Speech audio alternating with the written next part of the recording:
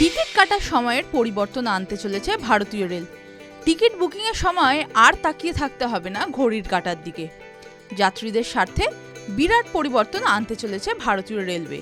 এবার মন চাইলেই ব্যাকপ্যাকিং।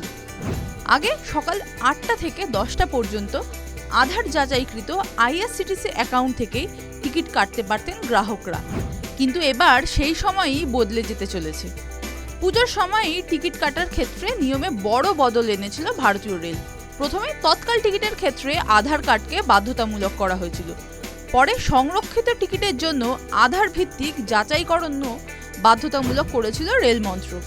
যেহেতু টিকিট বুকিংয়ের ক্ষেত্রে আধার কার্ডের গ্রহণযোগ্যতা বৃদ্ধি পায়, তাই সেই কথাকে মাথায় রেখেই আধার যাচাইকৃত আইআরসিটিসি অ্যাকাউন্ট থেকে গ্রাহকদের অনলাইনে সংরক্ষিত টিকিট কাটার জন্য সকাল 8টা থেকে 10টা পর্যন্ত সময় বরাদ্দ করা হয়। এবার সেই সময় আরও বাড়ানোর সিদ্ধান্ত নিয়েছে ভারতীয় রেলওয়ে।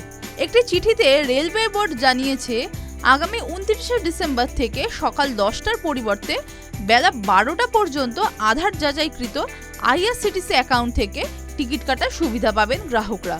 অর্থাৎ 2 ঘন্টার পরিবর্তে এবার 4 ঘন্টা সময় পেতে চলেছেন গ্রাহকরা। তবে এখানেই শেষ নয়, আগামী 5ই জানুয়ারি থেকে এই সময়সীমা বেড়ে 8 ঘন্টা পর্যন্ত করা হবে। তখন সকাল 8টা থেকে বিকেল 4টে পর্যন্ত টিকিট কাটার সুযোগ পাবেন গ্রাহকরা, যা আবার 12ই জানুয়ারির পর বেড়ে করা হবে 16 ঘন্টা। সেই সময় সকাল 8টা থেকে রাত 12টা পর্যন্ত টিকিট কাটার সুবিধা পাবেন গ্রাহকরা।